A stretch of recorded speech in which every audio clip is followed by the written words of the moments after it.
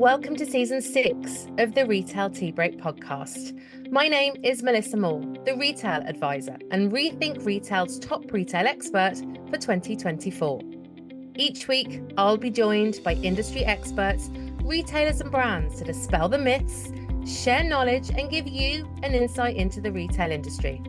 You can listen back to previous Retail Tea Break podcast episodes on your favourite podcast platform or, of course, on YouTube. And while you're there, please do subscribe to the podcast so that you get to listen to it first every week.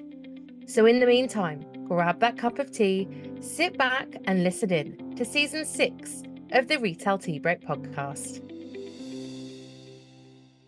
Today's episode of the Retail Tea Break podcast is sponsored by Salesforce, who bring companies and customers together. Today's guest has over 25 years of global retail experience as a practitioner with Lids, Marshalls, Hit or Miss. He's an industry analyst at AMR Research. He's been a strategy consultant at IBM and a software leader. So he's no stranger to the retail industry or, of course, the challenges that we face. He currently leads industry research, drives solution strategy, and advises senior executives globally on digital transformation. He is also a frequent industry speaker, a member of NRF's Digital Council, and chair of the Retail Customer Advisory Board. I am delighted to welcome Rob Garth, Vice President and General Manager of Retail at Salesforce. Welcome to the Retail Tea Break podcast, Rob. Hey, Melissa, it's really good to be here. Thanks for the kind introduction.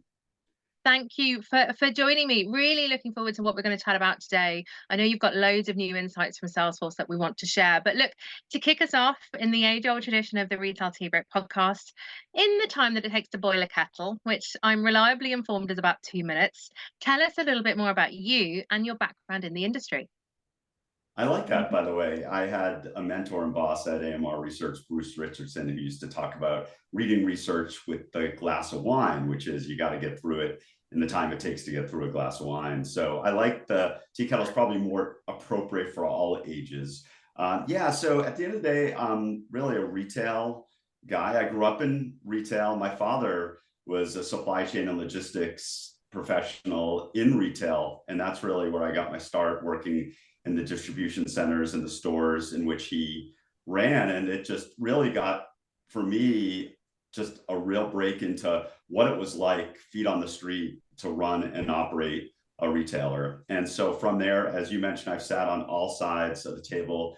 Really, the crux has been around both sides of the supply chain, retailers collaborating with consumer good manufacturers to create efficiency and productivity and collaboration. And then, of course, in the customer experience, where I really helped lead research at AMR Research around, at the time we called it cross-channel, moving from multi-channel, customer loyalty, store operations. Landed at Demandware, which is now Salesforce Commerce Cloud, at the height really of the cloud movement. We were the first platform to bring e-commerce into the cloud. And that was a groundbreaking movement. To the time Salesforce acquired us about 8 years ago.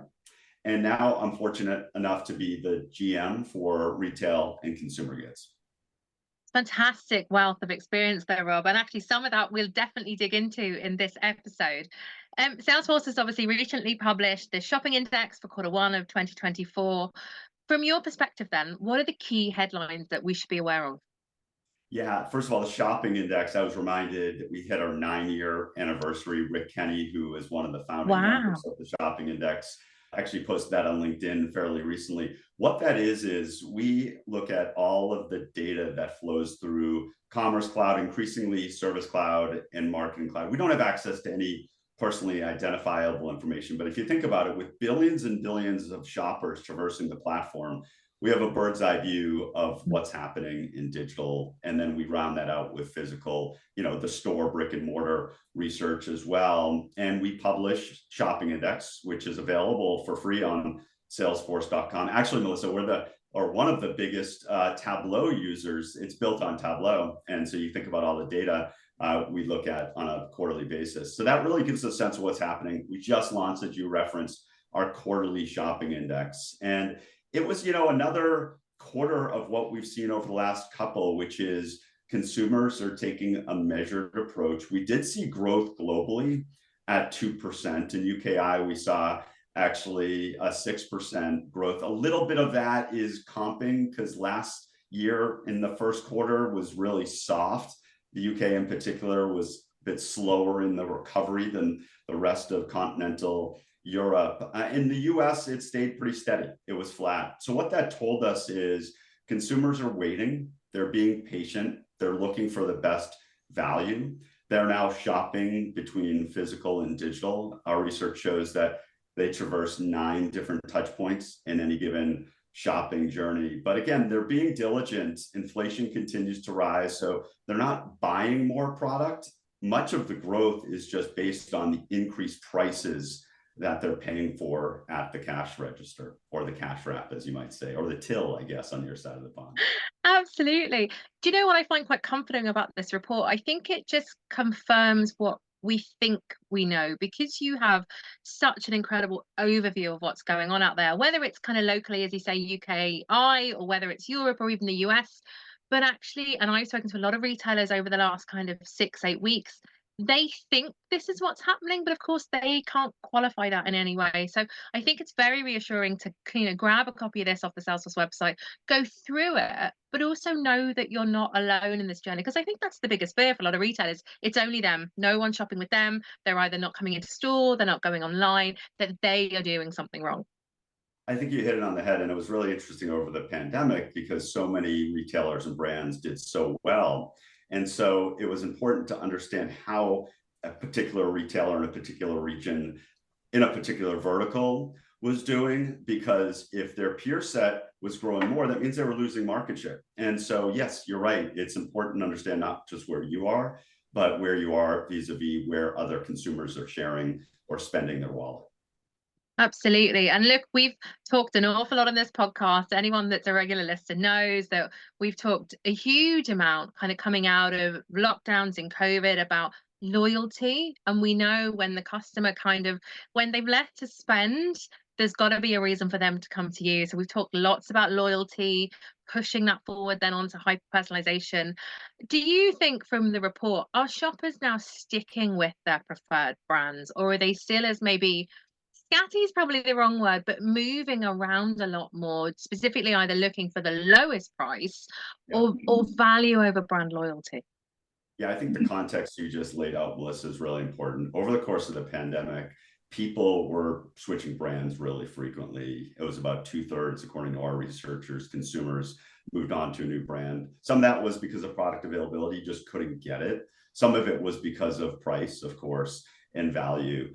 And now what we're seeing is a settling down of loyalty, where in this past Q1, we saw a 43% of consumers were from repeat purchases. And that's about 8% growth year over year. That's a global number. So what that's telling us is that consumers are sticking more with brands in which they trust, where they have a good relationship, where they are being able to have personalization. And also what we learned through the pandemic, one of the real levers of loyalty was the idea of convenience and trust. And if you boil that down, that really comes to removing friction from the shopping process. Now, of course, that was always important in grocery and convenience stores, that you want to get in and out really quickly, and you kind of know what you want to buy. You know the brands that you trust and that you want to replenish to your pantry. But what we're seeing is that idea of frictionless is going and transcending throughout so many verticals, whether that's health and beauty, whether it's apparel, whether that's footwear. So those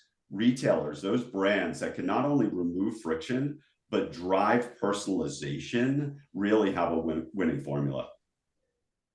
That's great news. It kind of sounds like the retailers are getting it right, or are certainly on that journey. Is it the same then in that respect for both commerce and kind of physical bricks and mortar? Or do you think maybe shoppers are slightly more maybe lenient to literal blockages being in their way in retail stores, or websites with buttons not working, or whatever that might be for them? Have you any kind of insight there, Rob, as to, I suppose, differences or even similarities between platforms? Yeah, well, first of all, our research shows that about 2/3 of shoppers will leave a brand after 3 bad experiences. By the way, I think that is Wow. really, really generous. I know for me, I'm a sample size of 1, One time I'm cranky, two times I'm probably leaving, three, forget about it. I'm going to really bash the brand throughout social. Maybe not, but sir, you get the idea. And so certainly what we're seeing is consumers are not discerning between physical and digital. They just want what they want when they want it, right? And so, and that goes back to the point around they're traversing 9 different touch points, and that's both in the physical and the digital experience. I was just down in Sydney, Australia a couple months ago, and the head of digital for Mecca, one of the just brands that are on fire, they're just doing amazing in the health and beauty space, talked about they recognize the fact that consumers are traversing the different channels. And when they pick up a touch point in one area, they want it to be as seamless without any friction as where they left it off in another touch point. And so it's not just about doing well in digital or doing well in physical, but it's about bridging that experience and removing the friction. And actually, as you say that, that makes sense for the shopper. You know, you make it easy for me. I'll buy, I'll spend. So, Rob, were there any other areas that jumped out from you from this report? Yeah, well, I think it's 2 areas that are important to highlight. First of all, mobile is king. So more and more consumers are using their phone as the remote control for their relationship with the retailer. You might say to yourself, yeah, of course, phones are important. I'm on it all day. I'm checking social, I'm checking email, I'm checking text. And we figured it would plateau. We saw a dip during the pandemic because people were at home and they can use the bigger form factor of their computer. And now it's picking back up to a point that it's actually exceeded pre-pandemic levels, not only, by the way, for traffic, but also sales, going back to the point that retailers are really breaking down the friction between inspiration and purchase. The second piece is consumers are really gravitating to essential products. So they're seeing still health and beauty hanging on really strong. And, you know, mentioned Mecca, Elf is still quarter after quarter crushing it. Luxury actually saw a soft quarter. And that's the first time I've said that in about 8 quarters. Luxury has been the vertical that has hung on. The luxury shopper has been resilient and they're spending their way through inflation. And we finally saw some softness there, whereas actually general handbags did pretty well and actually did really well relative to luxury. That's really interesting. You would presume from an outsider's perspective that luxury would, as you say, just tip away. Any Yeah. idea why there's been a drop there? Well, I think it might be the aspirational. When we look at it across 3 levels, which is the ultra luxury all the way down to the aspirational luxury, there's a chipping away at the aspirational luxury. People are trading down and they're finding perhaps secondhand goods. They're finding the brands that are a bit more value oriented, or they're even going to private label. And I think private label in times like this, we've seen it through cycles over the last couple of decades, have really been a place where consumers gravitate to for value. I think that's a really interesting point that even ties in then. And again, key themes for the last few seasons of the Retail Tea Break podcast, the sustainability aspect. So if Yeah. your way of playing your part is to upcycle, recycle, to buy secondhand, which we know huge amounts of retailers now are trying to navigate, I presume then this is the retailer and the shopper's way of doing what they need to do. But again, we're obviously seeing that in how people are spending now. Yeah, there's a convergence of factors that are happening to drive the sustainability movement in retail. We saw this over the holiday, and it's been a little while since the holiday, but I want to say our research showed about 27, 28% of all gifts were actually resold. And that is, like you were just talking about, people looking for value. They're also looking for more sustainable products and save the world. And, you know, the younger generation thinks it's cool. There's like trendy products you can purchase that are actually on the resale market. And actually, that's a great point, Rob. We had Michelle Grant on back in September. It's a brilliant episode to listen to. And actually, even at the time, we said a lot of these factors are going to see us through 2024 and beyond, especially when it comes to areas of gifting and regifting that make us feel good, as you say, which is exactly what the shopper wants to do. Absolutely. I like how we're turning regifting into like a positive thing, right? Because that feels like it was an old Seinfeld episode or something, making fun of regifting. I think it's a great thing. Oh, I do as well, but also it's nice to see now that the retailers are coming on board that they're listening to their shoppers, I suppose, and that their values align with their shoppers, which has to be good for everyone. It leads me then on to, I suppose, the biggest, the hottest topic at the moment, Rob. We have got to, while I have you, talk about generative AI. So, do you think, in your opinion, and obviously you have a massive, I suppose, overview of this from a global perspective, are we as an industry adapting quickly enough with the way we're moving and using AI? Yeah, I mean, there's so many dimensions to that question. And you're right, Melissa, you can't have a conversation these days with retail or brand executives without talking AI, whether it's on the agenda or not. I was just at World Tour in New York recently, and I had meeting after meeting, like I have the last many months, with executives, both on the consumer goods side and retail side, about how do we move faster? How do we ready our organization? I guess to put this in perspective, last holiday season, and the way we look at that is November and December, 17% of all online sales were actually influenced by AI, both generative and predictive. That equates globally across all verticals to $199 billion of online sales. So it's material, it's real, it's here. And so what we did is we actually commissioned a report along with the Retail AI Council, an industry organization that was spun up by retailers for retailers, to really look at what this means for the industry. And so we surveyed 1,400 retail executives globally. And what we found is, first of all, associates are already using it. 36% of associates, both frontline and headquarter, are using AI, generative AI today, whether it's actually sanctioned by the retailer or not. The other point is that, yeah, retailers are moving faster. 81% actually have dedicated budgets to generative AI, but are they moving in the right direction is, I think, the real question that we're asking. And what we found from the research is maybe not, specifically around data. Most retailers and brands don't have their data house in order. And in order for AI to work effectively, with the right trust and security, you need to get the data foundation. Now, of course, the consumer type of AI models are awesome at taking in all the data across the internet. But for enterprise AI, it's about taking in the right data about your consumers and your products and really looking at that to generate the right outputs from the engines.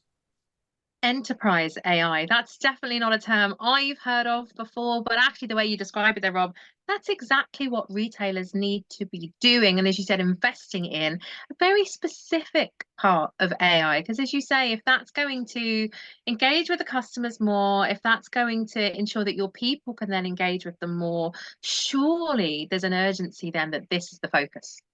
Yeah, absolutely. It's a big change management exercise like any other enterprise initiative. I was talking to one of the largest confectionery and snacks companies in New York last week, and that was really where it came down to is we can utilize the various models and technology and applications, but how do we keep humans in the loop in order to gain the trust with our associates, our frontline workers? And then how do we build the trust with our consumers? And that's so important that you don't lose trust, because we know, like we said, is that consumers are quick to leave a brand if that relationship is broken.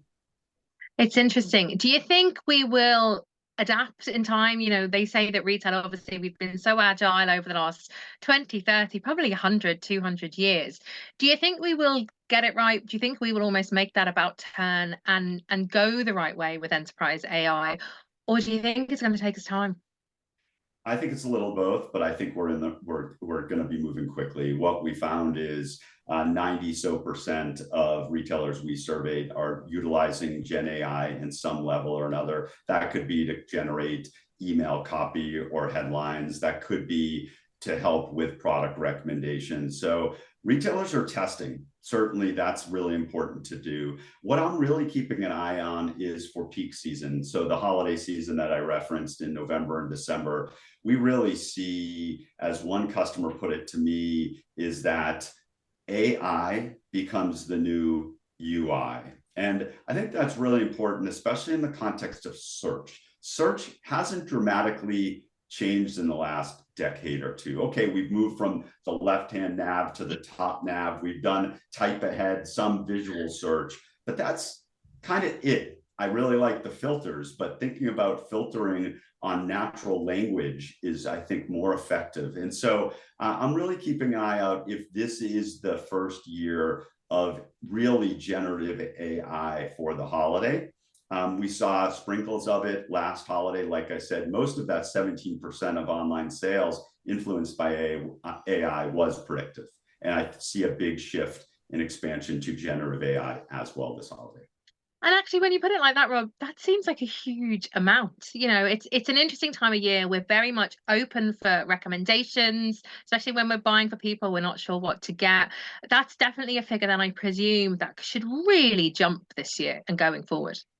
We're anticipating that, absolutely. And you're right. People are looking for convenience during the holiday season. They're time starved. They're bouncing from one retailer or another. They're not only needing to buy, but they need to prepare for the holiday season. There's other factors, macro issues that we're dealing with, right? And so to make it easier, as I mentioned before, to break down that friction between inspiration and, as you mentioned, inspiration for somebody else, gift giving, in between that and actually purchasing is really key over the holidays.